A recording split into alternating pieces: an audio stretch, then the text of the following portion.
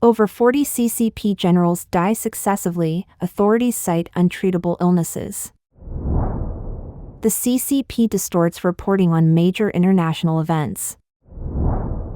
Changsha Street self-reports only 17 births in the first quarter, authorities rush to delete chart. Evergrand Auto required by authorities to return 1.9 billion yuan in subsidies. U.S. to raise tariffs on Chinese EVs, batteries, and chips from August 1st. It's all covered in today's China Truths. Over 40 CCP generals die successively, authorities cite untreatable illnesses. On May 22, Wang Huntao, chairman of the National Committee of the China Democracy Party, told Epoch Times reporters that individuals residing in the United States have revealed to him that relatives of high-ranking CCP military generals who were in service in China have completely disappeared. It's possible that they were executed by the CCP authorities or died under abnormal circumstances, although these events have not been disclosed by the authorities. Previously, on April 22, the CCP authorities announced that Major General Zheng Jiagai, deputy commander of the CCP's armed police forces, had died on April 19 in Beijing due to an untreatable illness at the age of 63. Zheng's death has sparked heated online discussions, especially in the context of the CCP's massive purge of the military, particularly a comprehensive rectification targeting the top ranks of the rocket force. Many netizens questioned the official cause of death, suspecting that the so-called death from illness might be a new method used by the CCP to deal with dissenters. Concerning the consecutive deaths of a large number of CCP generals, Wang Huntao commented, "If there is a high rate of abnormal deaths, it indicates a problem. Of course, their ages also need to be considered." He added, "If they are active duty officers, then such occurrences are extremely abnormal. If they are retired officers, it might be more understandable since some are of advanced age." Zheng Jiagai is the latest in a series of CCP military generals to have died. According to public reports by CCP authorities and an incomplete count by Epoch Times, at least 41 senior CCP military generals have died since July 2023. These generals include Major General Zhang Lixiong, former deputy commander of the Nanjing Air Force, Lieutenant General Han Dezai, former deputy commander of the Guangzhou Military Region, Lieutenant General Song Wenhan, Rear Admiral Hu Ling of the Navy, among others. In the official announcements by CCP authorities, the cause of death for these generals was uniformly cited as death due to untreatable illness. Additionally, almost all of these generals were members of the CCP. Commentary on Chinese portal sites notes that with the advancement of medical technology, CCP military personnel, from senior officers to rank-and-file soldiers, receive excellent medical care, particularly the senior officers who enjoy high-quality military medical services. Therefore, it is extremely rare for military officers of the rank of general and above to die while in service, unless they suffer from incurable diseases or sudden illnesses. Notably, the COVID-19 pandemic, which caused numerous deaths in the past few years, still persist. Interviews with mainland Chinese by Epoch Times reporters reveal that the pandemic has never left, with the virus still mutating.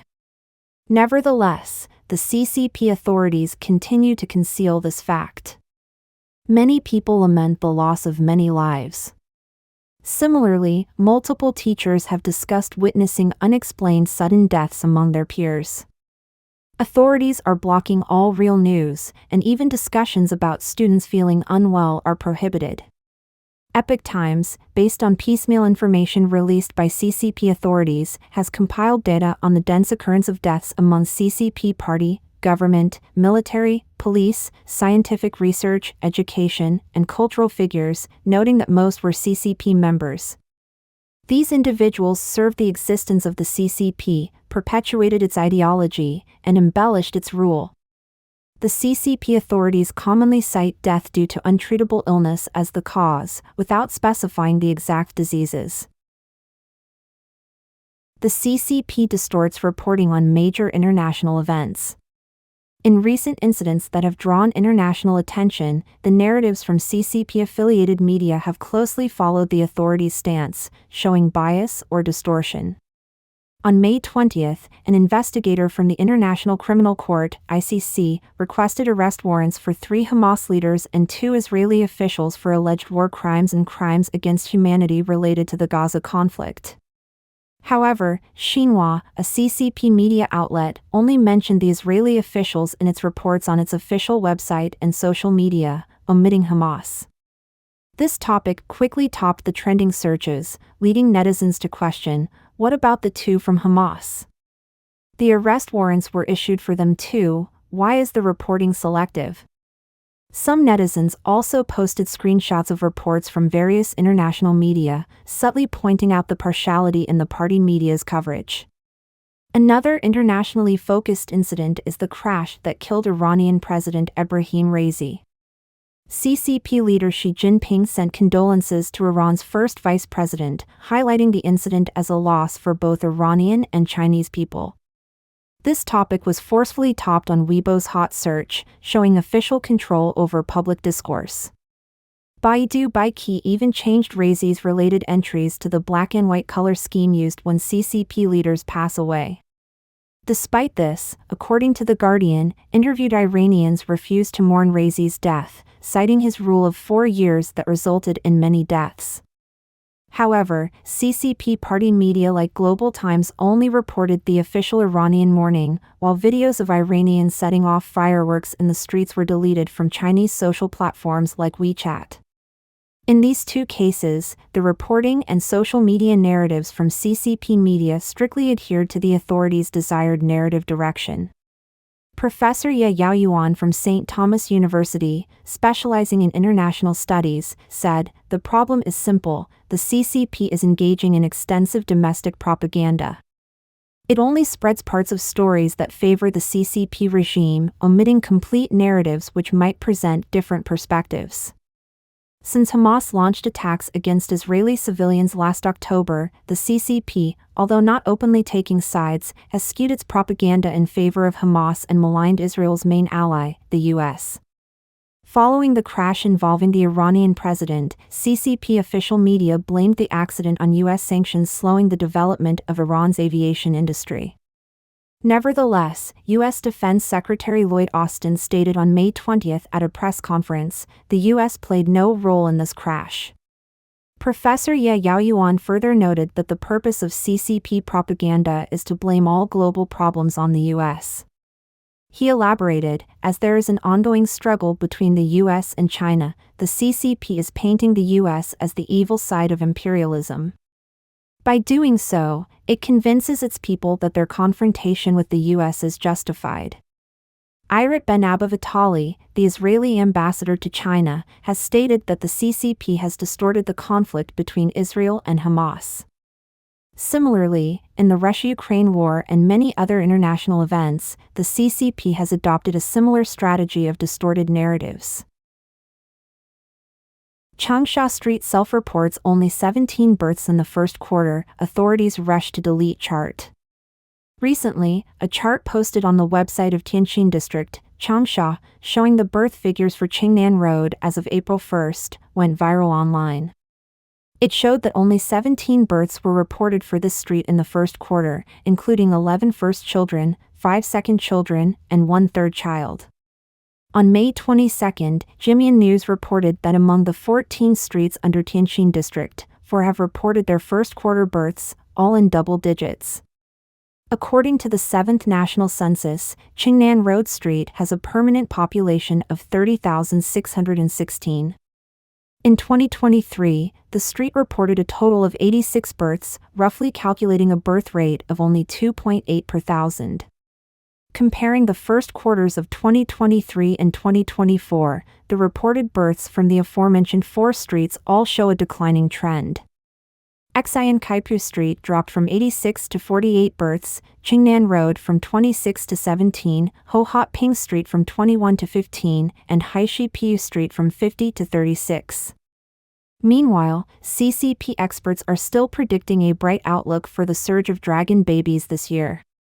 The aforementioned data solidly punctures the lies of the CCP media. On the evening of the 22nd, the Tianjin district government website hastily deleted the aforementioned chart.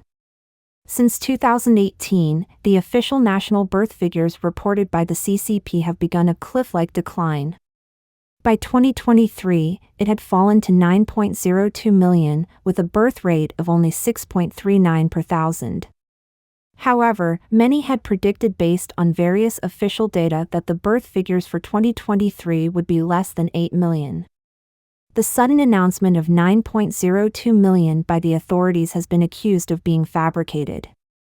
Experts also predict that the birth figures for 2024 might be even lower. The data from Tianjin District, Changsha, illustrates this trend on a local level. To cover up the population crisis, CCP officials are currently trying to beautify the numbers and raise expectations. Recently, Sichuan officials blatantly lied about the number of marriage registrations, also sparking public criticism. On May 21, the official Sichuan government Weibo account Sichuan Release posted that on May 20 this year, Sichuan had 14,771 couples tie the knot, a 13.4% increase from last year. However, in May last year, Sichuan Civil Affairs released data saying, as of 1800 hours, the province processed marriage registrations for more than 16,000 couples on May 20. Evergrand Auto required by authorities to return 1.9 billion yuan in subsidies. On May 22, Evergrand Auto issued a notice stating that since April 29, 2019, the company's related subsidiaries had signed a series of investment cooperation agreements with relevant local administrative departments. However, due to the company's failure to fulfill its contractual obligations, its related subsidiaries have been asked to terminate the agreements and return the distributed rewards and subsidies totaling approximately 1.9 billion yuan, about $260 million, with the subsidiaries bearing joint and several liabilities. Evergrand Auto indicated that the return of 1.9 billion yuan in rewards and subsidies will have a significant adverse effect on the financial condition and operations of the company or its related subsidiaries. The announcement also stated that the company's shares had been suspended from trading on the Hong Kong Stock Exchange since 10:56 a.m. on May 17, 2024, and that trading will continue to be suspended until further notice. Evergrand Auto mentioned that it currently plans to send a letter to the relevant local administrative departments to coordinate. According to a report by Cite News, if the aforementioned subsidies are returned, Evergrand Auto, already depleted of strategic investment funds, will undoubtedly face greater financial pressure. Financial reports show that in 2023, Evergrande Auto's revenue was 1.34 billion yuan, about $190 million, an increase of 900.04% year-over-year. However, in 2023, Evergrande Auto's net loss totaled 11.995 billion yuan, around $1.67 billion, a reduction in losses of 56.64% compared to the previous year. As of December 31, 2023, Evergrande Auto's accumulated losses were 110.841 billion yuan, approximately $15.3 billion, and shareholder losses were 37.693 billion yuan, about $5.2 billion. As of the end of 2023, Evergrande Auto's total assets amounted to 34.851 billion yuan, approximately $4.8 billion, with total liabilities at 72.543 billion yuan, about $10 billion, of which loans were 26.484 billion yuan, approximately $3.7 billion. At the same time, Evergrande Auto's cash and cash equivalents were only 1.29 billion yuan, around $180 million, far from sufficient to cover the loans. Evergrande Auto is also facing immense pressure due to financial issues. Due to funding problems, Evergrande Auto has arranged for some staff to take leave, and production at the Tianjin factory has been temporarily halted. U.S. to raise tariffs on Chinese EVs, batteries, and chips from August 1. The Office of the U.S. Trade Representative said on May 22 that a range of Chinese imports, including computer chips and electric vehicles (EVs), will face a drastic increase in customs duties starting in August. The announcement comes a week after President Joe Biden ordered that the tariff rate on EVs imported from China be quadrupled from current levels of 25% to 100% as part of his administration's effort to address China's excess production of cheap EVs. For lithium-ion EV batteries and battery parts, the tariff rate will increase from 7.5% to 25% in 2024, while duties on non-EV batteries will increase from 7.5% to 25% in 2026. China-made semiconductors are set to double from 25% to 50% next year. Previously duty-free face masks and syringes imported from China will face new tariffs of up to 50%, and tariffs on medical and surgical gloves will increase from 7.5% to 25% in 2026.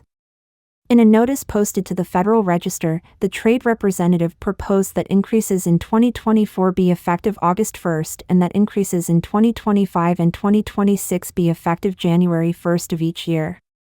Ambassador Catherine Tai said in a statement, "Today, I am following through on my commitment to stand up to the People's Republic of China's unfair trade practices by issuing a formal proposal to modify the tariff actions. The President has directed me to make substantial tariff increases on targeted, strategic products, and this is an important step to carry out that vision."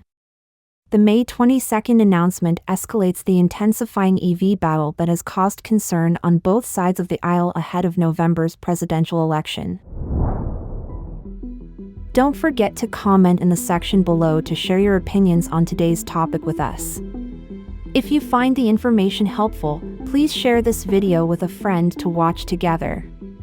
This will be a great source of motivation for our team to produce more and more quality and reliable videos. And also don't forget to like and subscribe to see more interesting topics from China Truths. Thank you for tuning in.